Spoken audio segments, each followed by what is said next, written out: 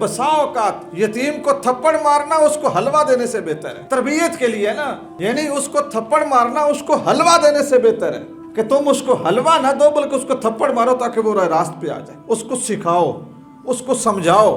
हजरत अब्दुल्ला बिन अब्बास, ये नबी करीम सल्लल्लाहु अलैहि वसल्लम के चचा के बेटे हैं, कहते हैं कि एक शख्स हुजूर की बारगाह में हाजिर हुआ और उसने पूछा, या रसूल अल्लाह, मेरे कफालत में एक यतीम बच्चा है, क्या मैं उसको सजा दे सकता हूँ, मार सकता हूँ?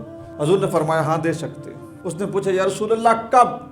फरमाया, जिस जुर्म पर तुम अपने बेटे को सजा देना पसंद करते हो उसी तरह के जुर्म पर यतीम को भी सजा दे सकते हो। हजरत इमाम शाफी रहमतुल्लाह अलैह, आप तो फरमाया करते थे, नसीहत करते हो, आप फरमाते थे, बसा औकात यतीम को थप्पड़ मारना उसको हलवा देने से बेहतर है। तरबियत के लिए ना, यानी उसको थप्पड़ मारना उसको हलवा देने से बेहतर है कि तुम उसको हलवा ना दो बल्कि उसको थप्पड़ मारो ताकि वो रास्त पे आ जाए। उसको सिखाओ, उसको समझाओ। एक बड़ी मशहूर सी बात है, ये कोई हदीस कुरान का वाक़या नहीं है, लेकिन कई बातें ऐसी हैं जो बिल्कुल जो है ना वो सनद होती हैं अपने नतीजे के एतबार से। वो बात इस तरह के, कोई बंदा, उसकी बीवी फौत हो गई। जब उसकी बीवी फौत हुई तो उसका एक बेटा था। अब उस बंदे ने कोई महीना, 2 महीने, 4 महीने गुजारा किया, लेकिन काम न चला तो उसने दूसरी शादी कर ली। और दूसरी शादी उसने जब की तो दूसरी बीवी से उसने वादा लिया कि मेरा बेटा है, उसकी खाना, रोटी, पानी, इज्जत, आबरू, जो उसकी निगहदाश्त है ना, वो तुमने सही करनी। ठीक है जी, करूंगी। निकाह हो गया। थोड़ा सा अरसा गुजरा, को 2-4 महीने, तो एक दिन उसने बेटे से इंटरव्यू किया, कहा, बेटे बताओ तुम्हारी पहली वालदा अच्छी थी या ये वालदा अच्छी? सुनाओ, रवैया, बर्ताव, मामला, वो अच्छी थी या ये अच्छी? बेटे ने कहा, अब्बू जी, जो पहली माँ थी ना वो प्यार नहीं करती थी, ये माँ तो बहुत प्यार करती, ये मेरे साथ बहुत प्यार करती। वो बड़ा खुश हुआ कि सुतीली माँ है ना, इसकी ये औलाद है और ये इतना प्यार करती। उसने कहा, कैसे? उसने कहा, जो मेरी पहली माँ थी ना, मैं सबक नहीं ना पढ़ता था, वो मुझे मारती थी, बड़ी जालिम थी। मैं वर्दी नहीं ना तब्दील करता था, वो मुझे नाराज होती थी, बड़ी जालिम थी। मैं सर्दी में बाहर निकलता था ना, वो बहुत झिड़कती थी, बड़ी जालिम थी, बड़ी करख्त थी। अब्बू जी, ये जो मेरी माँ है ना, मैं सर्दी में दोस्तों में खेलने जाता हूँ, कुछ भी नहीं कहती। मैं खाना रात का खाऊं, सुबह का खाऊं, ना खाऊं, फिर भी नाराज को नहीं होती। बाजार की गंदी चीजें खाता हूँ, कुछ भी नहीं कहती। अब्बू जी, मैं कपड़े गंदे तब्दील ना करूं, कुछ भी नहीं कहती। 6 दिन ना नहाऊं, फिर भी कुछ नहीं कहती। पहली माँ बड़ी सख्त थी, ये मुझे बड़ी पसंद है, मारती नहीं है, नाराज ही नहीं होती। वो मुझे किताबें दे के बिठा देती, पढ़ो पढ़ो पढ़ो, इसने कभी नहीं सख्ती की, ये बहुत अच्छी। बेटे ने अपनी ऑब्जर्वेशन बताई, मामला बताया। बाप के ज़हन में ये बात बैठी कि ये शफकत नहीं है, असल में तो यही नफरत है, असल में यही नफरत है।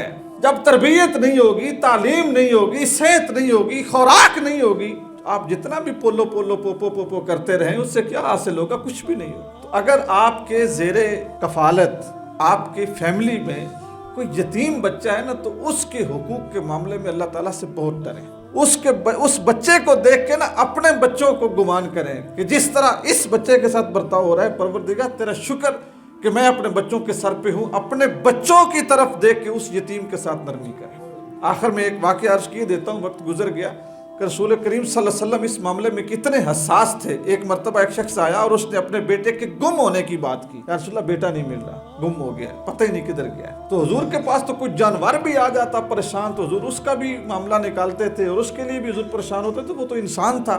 नबी करीम सल्लल्लाहु अलैहि वसल्लम थोड़ी देर बैठे, अभी मजलिस जारी थी कि एक शख्स आया और उसने कहा, या रसूलल्लाह, इसके बच्चे को मैंने फलां जगह पे गली में या फलां जगह पे ग्राउंड में खेलते हुए देखा है, फलां बच्चों के साथ खेल रहा था। उस बंदे ने जैसा ये बात सुनी ना, तो उसने हुजूर से इजाजत ही नहीं ली उठने की, जाने की।